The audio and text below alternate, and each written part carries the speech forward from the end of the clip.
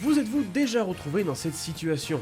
Celle où votre adversaire a complètement le dessus sur vous et vous finissez par vous dire qu'il serait peut-être mieux d'abandonner. Oh, il a rage quit? No, Vidad. ¿Qué pasó en la casa? ¿No tiene l'encablo? Si ça se passe comme ça, c'est que souvent vous avez de mauvaises habitudes, des erreurs qui reviennent systématiquement dans votre jeu et que votre adversaire n'aura aucun problème à exploiter. Vous l'aurez compris, aujourd'hui on est parti pour 5 erreurs, 5 autres mauvaises habitudes que vous avez tous dans Smash Ultimate. Parmi les erreurs que je vois souvent à mid-level, il faut que je vous parle de cette manie de toujours vouloir foncer sur un adversaire qui est en l'air. Quand vous mettez un adversaire au-dessus de vous, on dit qu'il est en situation de juggle car vous jonglez avec lui pour l'empêcher de regagner le sol. Le meilleur moyen de le maintenir en l'air et donc de le toucher continuellement pour qu'il ne puisse pas atterrir est gratter peu à peu les pourcents, voire carrément de le tuer. Toutefois, pour une raison que j'ignore, beaucoup de joueurs décident de foncer bêtement sur leur adversaire pour les toucher sans se rendre compte qu'ils jettent volontairement leur avantage à la poubelle.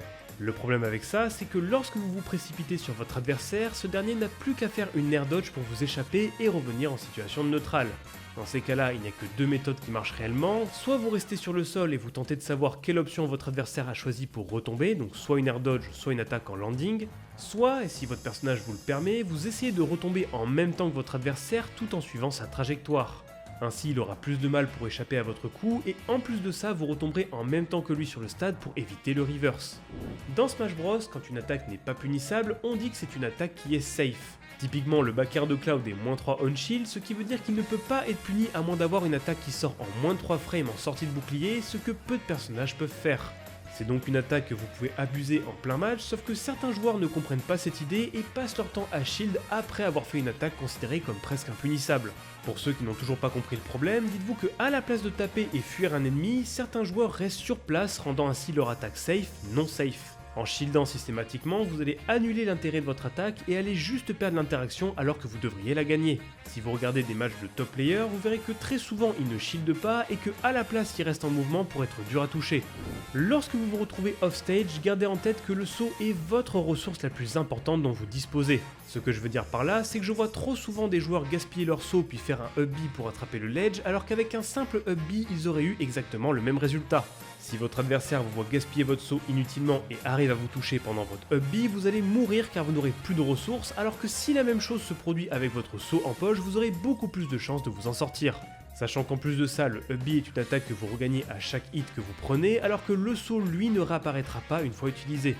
Il y a une habitude que je vois énormément, et ce à tous les niveaux, c'est de toujours mettre une hitbox en descendant d'une plateforme. En somme, je comprends l'idée, souvent on se dit que ça ne coûte rien de mettre un petit back air en passant, et certains personnages comme Palutena ont presque tout à gagner à le faire. Sauf que voilà, arriver à un certain level, c'est juste donner une information gratuite à votre adversaire qui, suivant son niveau, n'aura aucun mal à le punir. A la place, pensez à juste varier vos descentes de plateforme, surtout si vous voyez que votre adversaire se met systématiquement en position pour vous avoir. Ça m'arrive souvent de voir des joueurs charger leurs ressources dès qu'ils se retrouvent en dehors du stade. En vrai, je peux comprendre l'intérêt, mais le souci c'est que ça va devenir une situation à risque à partir du moment où elle revient trop souvent dans le match. En effet, souvent c'est plus un réflexe qu'une action réfléchie, et ça donne gratuitement le temps à votre adversaire de se mettre en position pour vous punir.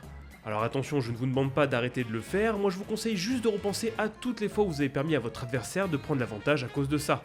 N'hésitez pas à me donner d'autres idées de top en commentaire, si les idées tiennent la route, ça pourrait être sympa d'amener un nouveau format sur la chaîne. J'espère que cette vidéo vous aura plu et vous aura aidé, et si c'est le cas, pensez à vous abonner à cette chaîne YouTube ainsi qu'à mon Twitter, comme ça vous ne louperez rien des prochains épisodes. Avec ça, je pense que j'ai tout dit, et moi je vous donne rendez-vous la semaine prochaine pour une nouvelle vidéo. Salut!